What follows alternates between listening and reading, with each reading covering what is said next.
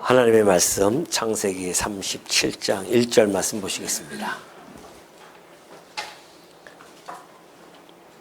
37장 1절 야곱이 가나안 땅 곧 그의 아버지가 거류하던 땅에 거주하였으니 야곱의 족보는 이러하니라. 요셉이 17세의 소년으로서 그의 형들과 함께 양을 칠 때에 그의 아버지의 아내들 비라와 실바의 아들들과 더불어 함께 있었더니 그가 그들의 잘못을 아버지에게 말하더라. 요셉은 노년에 얻은 아들이므로 이스라엘이 여러 아들들보다 그를 더 사랑하므로 그를 위하여 채색 옷을 지었더니 그의 형들이 아버지가 형들보다 그를 더 사랑함을 보고 그를 미워하여 그에게 편안하게 말할 수 없었더라. 우선 4절까지 봉독해 드렸습니다. 예, 오늘 우리는 지금 이제 요셉 이야기로 넘어가죠. 요셉 이야기로 넘어가기 전에 우리 창세기라고 하는 것이 창세기만 보면은 전반부와 후반부로 나눠질 수가 있습니다. 그래서 전반부는 창세기 1장부터 11장까지 나타나게 되어지는데요. 11장까지의 그 내용을 보면은 이렇게 되어져 있죠. 이제 하나님이 이 아담을 창조하시고 그리고 나라를 약속해 주십니다. 그런데 아담이 이제 타락을 하게 되어지죠. 타락을 함으로 말미암아 그가 사망 가운데 처하게 되어집니다. 자, 하나님께서 이 나라를 세워주겠다고 하는 것은 거룩하고 흠이 없는 백성들을 기반으로 해서 나라를 세워주겠다고 하는 약속이 있었습니다. 근데 문제가 발생됐죠. 아담이 타락함으로 말미암아 사망 가운데 있게 되어졌습니다. 그래서 하나님께서는 약속을 또 해주시죠. 이 나라를 세워주시는데 이 사망 가운데 있는 백성을 구원해 주어서 나라를 세워주겠다는 약속을 해주고 있습니다. 그래서 이 역사를 보면은 하나님의 이 언약이 시작되어지면서 또 그 인간의 아담의 타락으로 말미암아 하나님께서 구속사라고 하는 그런 또한 역사를 하나를 또 전개해 갑니다. 그래서 언약 성취사라고 하는 것이 구원사하고 구속사하고 따로 구분되어지는 것이 아니라 함께 가는 그런 내용이죠. 그래서 이 언약의 내용 중에 이제 나라가 있고 그 나라를 이루는 방식이 바로 구원입니다. 그래서 이제 구속사가 이루어지는데요. 하나님께서는 이것을 이루어가게 하시려고 창세기 11장까지 온 인류에 대한 이야기가 나오는 것 같지만은 그러나 세심히 제가 살펴보면은 이제 아담 그리고 셋이 있고 그리고 노아가 나타나고 그리고 셈이 나타납니다. 이 이야기는 하나님께서 이 구원사를 이루어 가기 위하여 혈통을 갖다가 혈통이죠. 이 혈통을 지금 구분해 가지고 계신다는 이야기죠. 구분하고 그리고 혈통을 선택해 가지고서는 구분한 다음에 보존해 가시는 그러한 내용이 사실은 11장 같이 나타나 있어요. 그러니까 하나님께서 그 혈통 보면 그러죠. 가인과 이제 나눠지고 노아 때도 그렇고 노아 하나 살아놓고 그다음에 세 형제 중에서 셈 족속을 나타내서 하나님께서는 계속해서 보존해 나가는 구분시키고 보존해 나가시는 이 일을 하시다가 이제 후반부라고 보여주는 창세기 12장부터 이제 아브라함을 하나님이 부르시죠. 아브라함 소명을 기점으로 해가지고서는 이제 점점 구체화 시킵니다. 그래서 아브라함, 이삭 그리고 야곱이죠. 마침내 이 야곱을 이스라엘이라고 하는 이름을 줌으로 말미암아 특별히 하나님의 택한 민족, 선민으로서 형성을 시켜줬어요.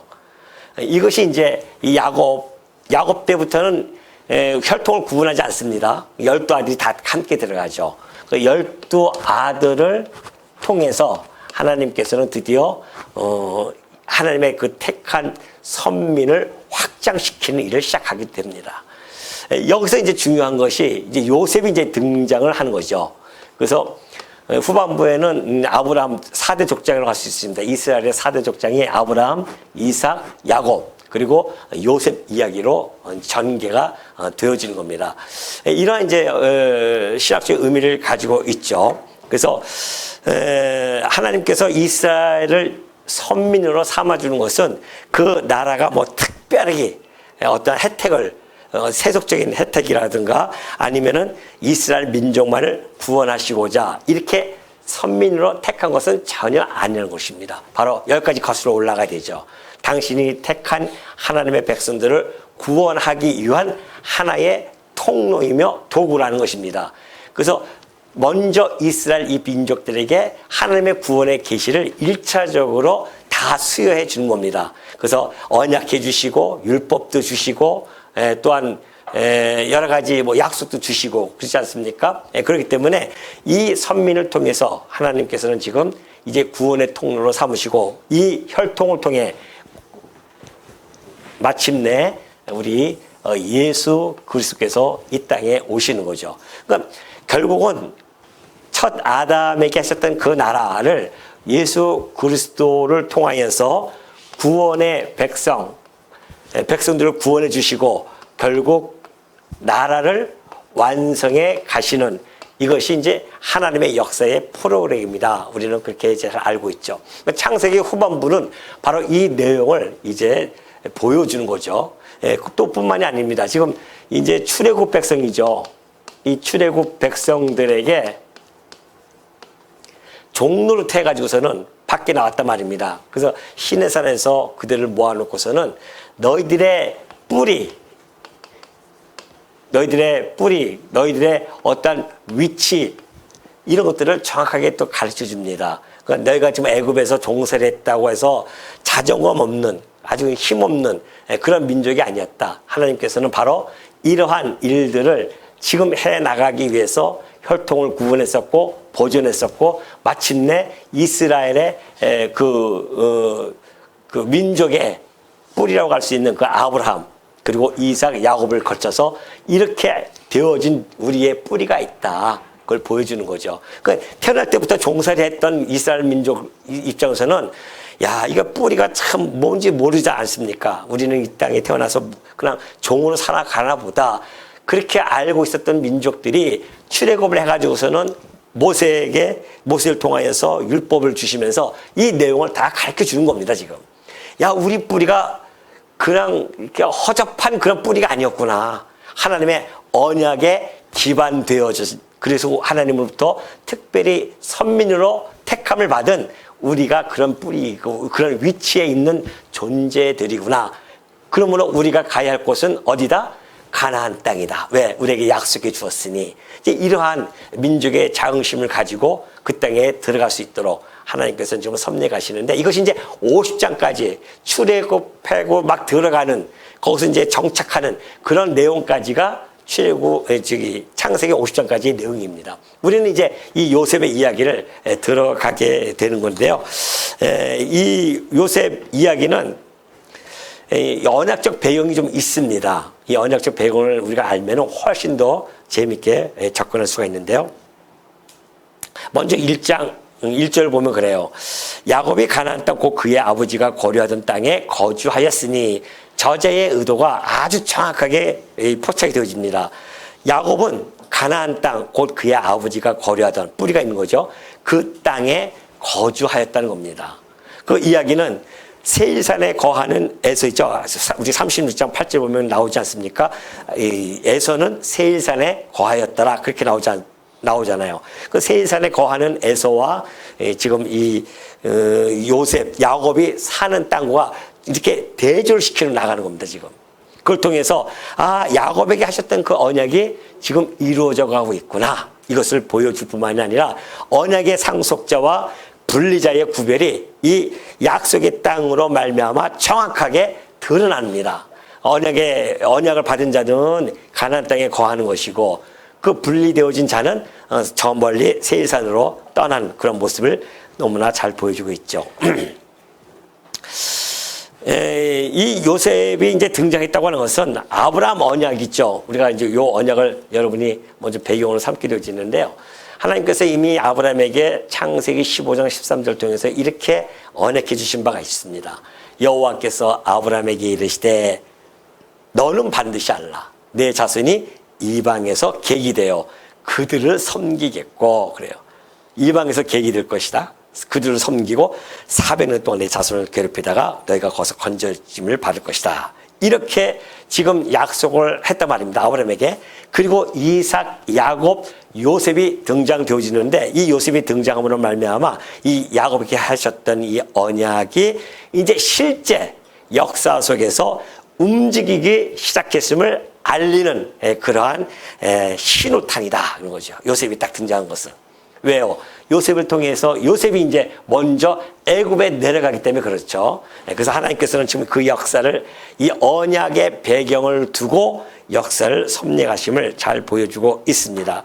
우리가 이제 근시적인 접근이죠. 그러니까 요셉이 출현하는 그 근시적인 접근은 이 언약이 기반이 되어져서 지금 이루시려고 하는구나. 더 나아가서는 이제 하나님께서 아브라함에게 하셨던 생육 번성하라 했던 그 약속이 이 가나안 땅에서의 생육 번성이 아니라 애굽에서 내려가서 종살이 가운데 생육 번성하게 하려는 것이구나. 이걸 알 수가 있죠. 그걸 통해서 생육 번성의 능력이 누구에게 있다?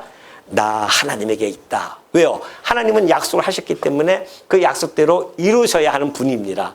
우리가 지키는 게 아니죠. 그러니까 하나님 그 약속을 이루시기 위해서는 지금 이 요셉을 등장시켜서 그 일들을 하나하나 진행해 가신다는 것 우리가 알 수가 있죠.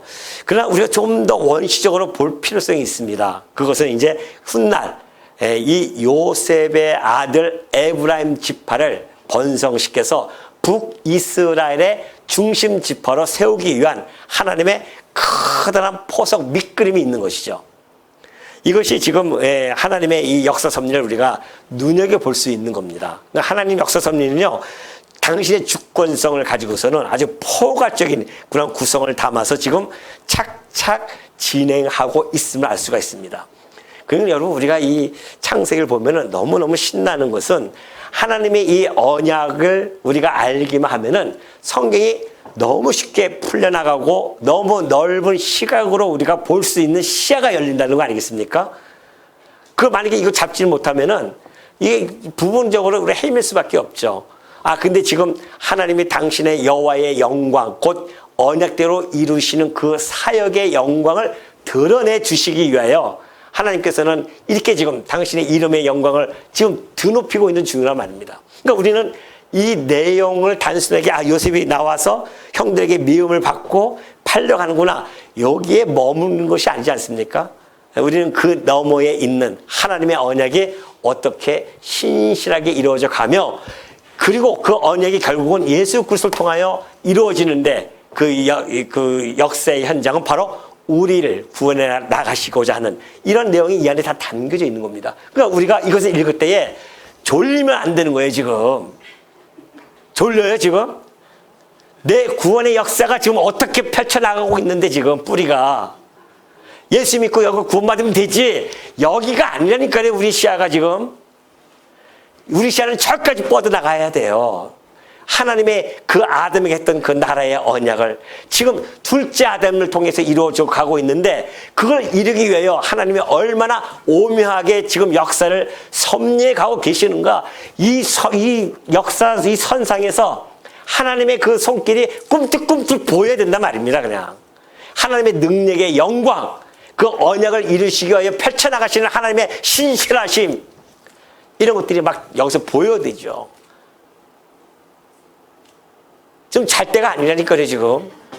자, 아주 먼 나라, 이웃 나라 얘기인가 보다. 요셉이니까 뭐 맨날 들었던 얘기인데, 그렇게 보면은 오늘 한 시간이 여러분에게는 너무나 안타까운 시간입니다.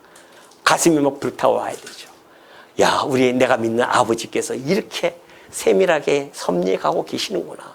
그래서 결국은 내가 구원받은 백성으로서 이렇게 지금 이 자리에 앉아 있구나. 이 은혜의 감동이 북받쳐 올라야 된단 말입니다. 이 역사 섭리를 보면서 요셉이 나올 때 우리가 박수 쳐야지. 무릎을 치면서 역시 하나님은 하신 일이 아주 기묘하구나, 이것을 우리가 알 수가 있죠.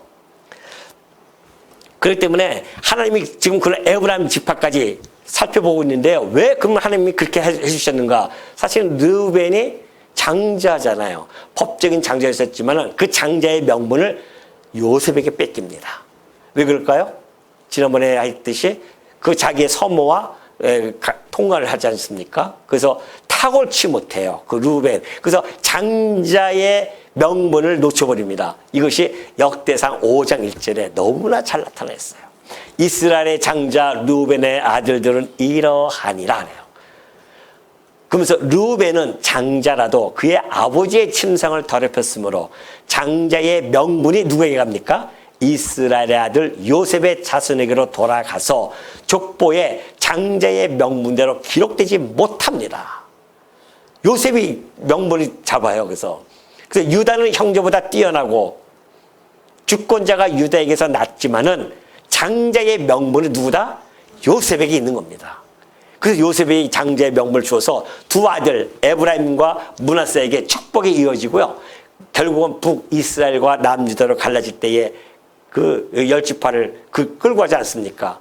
북이스라엘의 중심 세력이 에브라임 지파였었습니다. 그 지금 하나님은 그것까지 다 지금 섭리에 가시려고 요셉을 부활시켜서 지금 섭리에 가심을 우리가 알 수가 있죠. 자, 지금 이 하나님의 언약을 이루시기 위한 환경이 하나하나 조성이 되어지는데요. 그것이 바로 여기 3절에 2절에 잘 나타나 있습니다.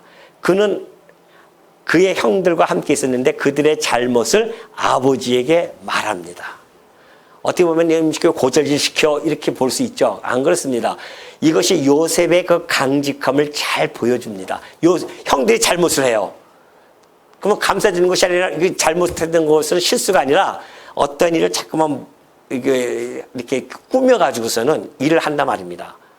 슬쩍슬쩍 아버지 거 훔친다거나. 그러니까 요셉이 그것을 다 고자질이 아니라 전달해 주는 거죠.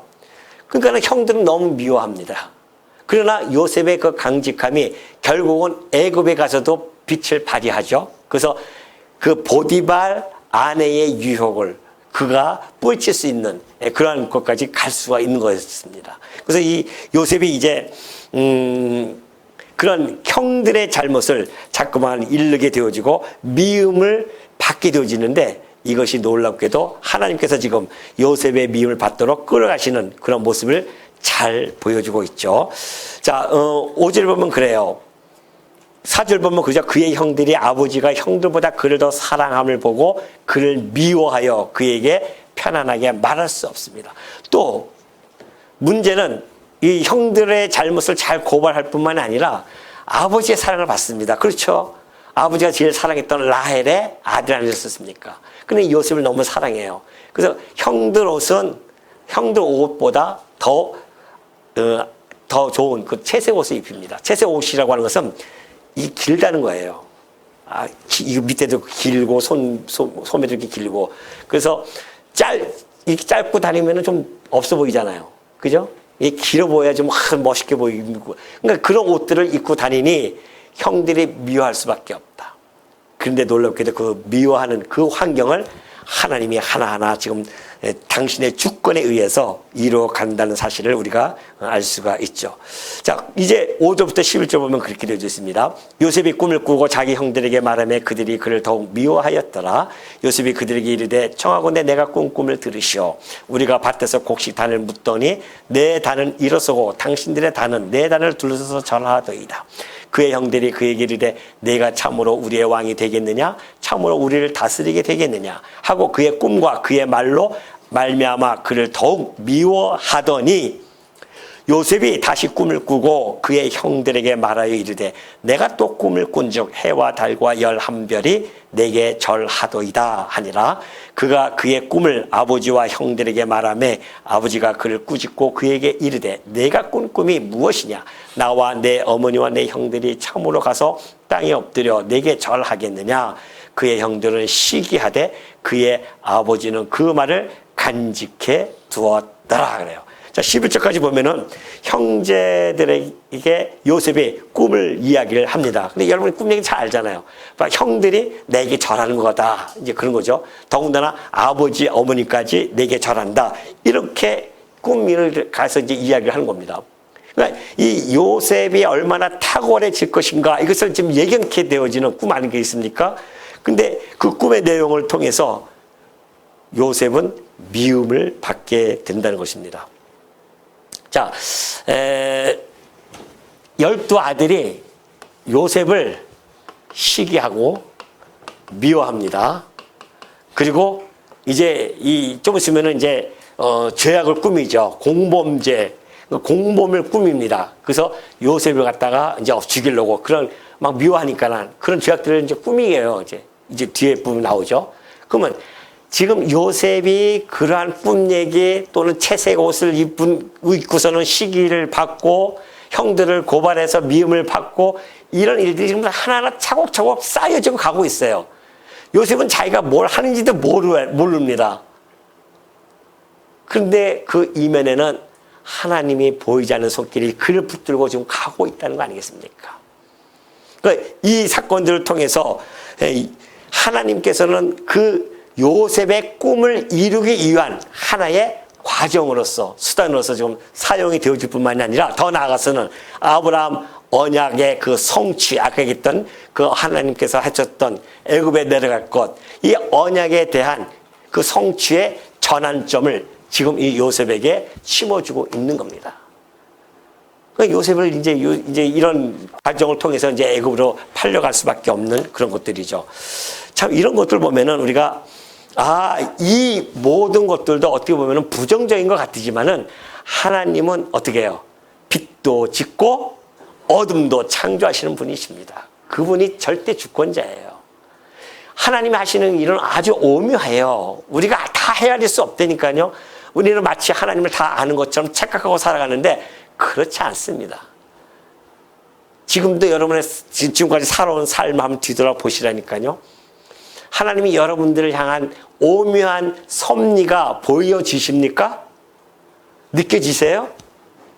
오죽하면은 이사야 선지자를 통해서 28장 29절에 뭐라고 말씀하고 계십니까? 이도 만군의 여호와께로부터 난 것이라. 다른 것도 다 하지만 이것도, 근데 그의 경영은 기묘하며 지혜는 광대하려 하네요. 하나님이 하시는 경영은 기묘한 일입니다. 우리가 헤아릴 수가 없어요. 그의 지혜를 얼마나 광대하신지 우리가 다 알 수 없단 말입니다. 생각해 보십시오, 여러분. 이 역사 섭리를 보세요. 얼마나 기묘합니까? 우리 같은 머리로는 아담을 지어놓고서는 에덴동에서 잘 먹고 잘 살라고 딱 그렇게 살아가게 했을 거예요. 근데 하나님은 거기 동산에다가 뭘 지어요? 선악과를 짓는단 말입니다. 이게 얼마나 기묘한 일이에요. 그래서 결국 타락을 하게 되어지고 이 과정 속에서 끊임없이 당신의 아들을 성육신하는 이런 놀라운 기묘한 일. 아니, 신이 육신의 몸을 입고 이 땅에 온다 말입니다. 이런 일을 꾸미셔야 하나님께서. 도대체 왜 일을 해나가시냐 말이죠. 우리처럼 그냥 상식선에서 해나가면 좋을 텐데 우리 인간이 도대체 헤아릴 수 없는 비상식적인 역사를 지금 섭리해 가신단 말입니다. 그런 분이 하나님이십니다. 그러니까 우리의 지혜, 우리의 제한된 이성, 이 유한적인 우리의 이성과 제한된 우리의 어떤 경험을 가지고서는 하나님을 우리가 알 수가 없다니까요. 그러니까 욥이, 우리 욥기 다 공부했지만은 그러잖아요, 욥이. 아이고, 할 말이 없습니다, 내가. 유구무원입니다, 하나님. 자기가 그 고난 받는 것도 유구무원이고, 알고 보니까 이젠 내가 귀로만 듣던 하나님이 아니라 눈으로 직접 보게 되어졌습니다. 오늘 여러분들은 이 욥은 그 하나님의 창조 섭리에 대하여 질문을 받고 입을 딱 다물었는데 우리는 창조 섭리뿐만이 아니라 뭐예요? 이 구원의 역사를 이 성경을 통하여 우리에게 주셨는데 어떻게 우리가 입을 열어서 뭐라고 할 수 있겠습니까? 하나님에 대해 하시는 일에 대해서 하나님 왜 내 삶을 이렇게 살아오게 하셨습니까? 라고 이야기할 자가 누가 있냐 말이죠. 그 삶도 하나님이 나를 이끌고 가신 삶인데 어떡하냐 말이에요.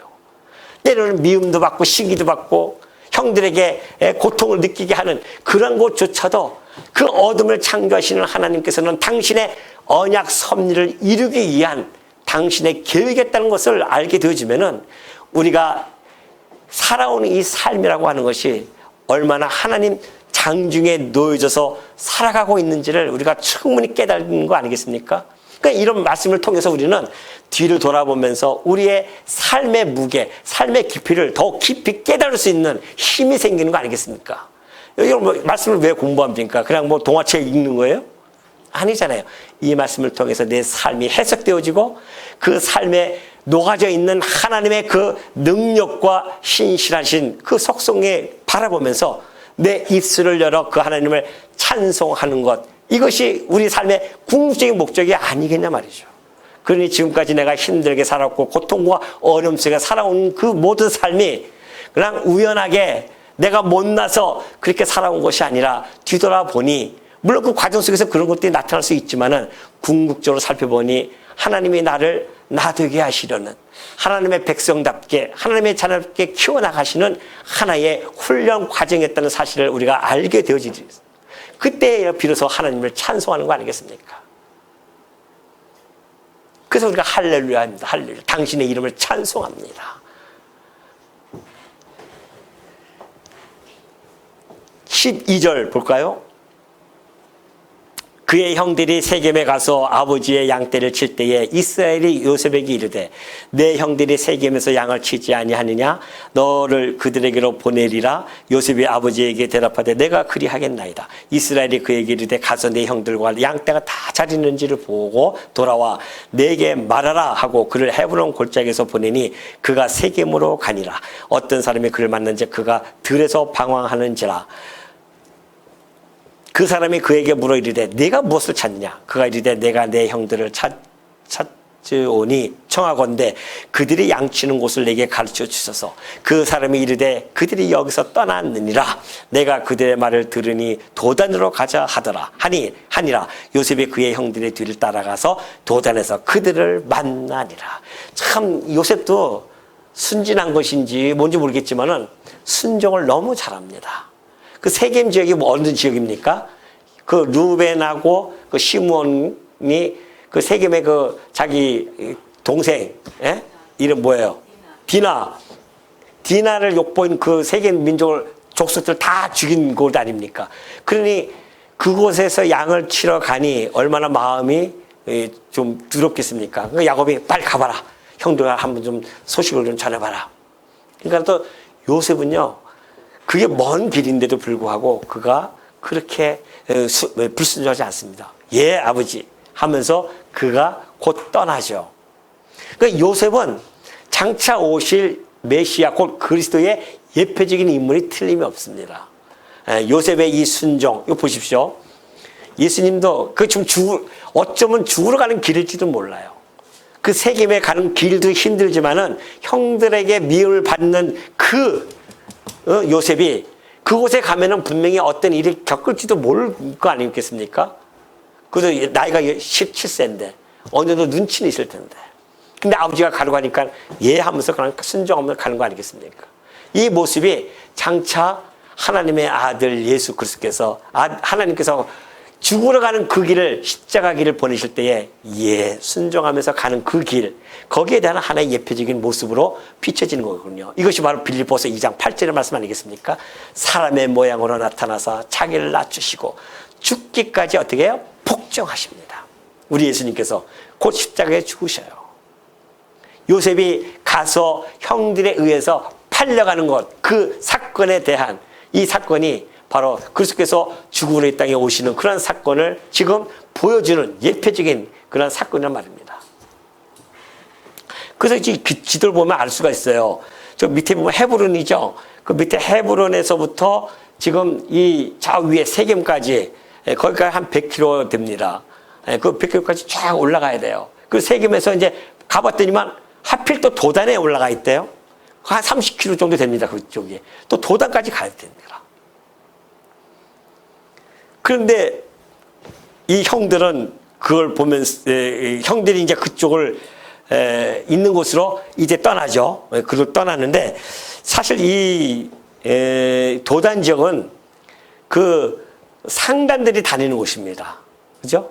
상단들이 다녀요. 그러면 세겜에 있던 형들이 왜 도단으로 갔냐 말이죠. 왜 그랬을까요? 오늘의 퀴즈입니까? 다음 주에 한번 맞힐까요? 왜 도단으로 거기 갔을까요? 도단은 아라비아 대상의 길목에 있는 성읍입니다. 아라비아 대상이 저쪽으로 해서 도단의 길목에 거기 성읍이에요. 거기서 이제 쭉 해서 애굽으로 가는 거죠. 이해가 되시죠?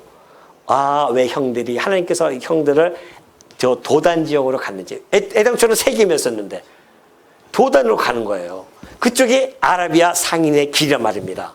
그러면 곧 요셉이 아라비아 상인에게 어떻게 해요? 팔려가기 위한 포석이 지금 하나님께서 진행해 가는 모습을 너무나 잘 보여주고 있죠. 미래 역사를 딱 볼 때에 하나님의 주권적인 그 철저한 섭리가 이 도단 지역 하나만 가지고도 우리에게 얼마나 많은 것을 전달해 주는지 몰라요. 우리 이런 거 모르는 거랑 읽잖아요. 아, 그래서 도단에 갔구나. 아, 거기서 형들을 만났구나. 이렇게 팔렸구나. 이렇게 이면에 보여지는 하나님의 손길을 놓쳐버리면은 창세기 읽는 것이 재미가 없습니다. 그러나 우리가 이 창세기 역사에 도도히 흐르고 있는 하나님의 손길을 하나하나 끄집어 보면은 감탄에 마지 않습니다. 야, 하나님이 이렇게까지 세밀하게 섭리해 가신다고요? 세겜에 있던 그 형들을 도단에 보내셔서 아라비아 상인에게 팔림을 받아야 하는 그 요셉의 그러한 과정, 이것이 하나님이 해나가시는 일이거든요. 오늘 여러분들 한번 뒤돌아 보시라니까요. 여러분의 삶 족적을 살펴보면은 곳곳에 하나님의 손길이 얼마나 아름답게 베어져 있는지 모릅니다. 때로는 그것이 힘든 길이었다 할지라도요, 그거마저도 하나님이 여러분을 붙들고 가기 위한 그 길이었다는 사실을 여러분이 잊지 마시고요. 하나님이 행하시는 이 섭리의 손길을 우리가 바라보면서 앞으로 그렇다고 한다면 미래의 삶도 우리 하나님의 손길이 내 발길이 하나님의 장중 위에 놓여져서 갈 것은 뻔해요, 안 뻔해요? 뻔하죠? 걱정이 있습니까, 이제? 아니, 하나님 장중에 내가 좀 놓여져서 살아가는 존재인데, 내 존재가 그렇게 시시한 존재예요? 하나님이 핏값으로 살 만큼 나를 가치롭게 여기고 나를 갖다가 높여주셨는데, 내 앞으로의 삶이 어떻게 되어질 것은 우리가 부르보다 뻔합니다. 물론 어떻게 될지는 몰라요. 그러나 내가 내 가는 갈 길에 하나님이 나와 함께 하신다는 그 약속, 언약을 이루시는 그 하나님의 약속대로 임마누엘 하실 것이고, 그 임마누엘 하나님은 나를 당신의 그 나라, 그 소망의 나라를 향해서 끌고 가실 거란 말입니다. 이 육신적인 이 세상에서야 어떻게 우리가 갈지는 모르지만은, 그러나 분명한 것은 이 구원의 도상에서 나를 붙들고 가실 것만은 틀림없고 나로 하여금 최후 승리를 얻게 하실 것이기 때문에 여러분이 앞으로 살아가는 이 삶조차도 2026년 걱정하지 마십시오. 불안해하지 마십시오. 내 삶이 어떻게 불투명하다고, 내일이 불투명하다고 걱정, 근심, 걱정하지 마시라니까요. 우리 아버지를 욕하는 겁니다, 그러면. 우리 아버지가 나를 불꽃 같은 눈동자로 2025년도에 지켜보아 주셨던 것처럼 2026년도도 여러분의 삶을 어떻게 해요? 지켜보실 것입니다. 믿습니까? 그 믿음 가지고 26년도 담대하고도 당당하게 살아가는 주의 백성들 되어지시기를 당부드립니다.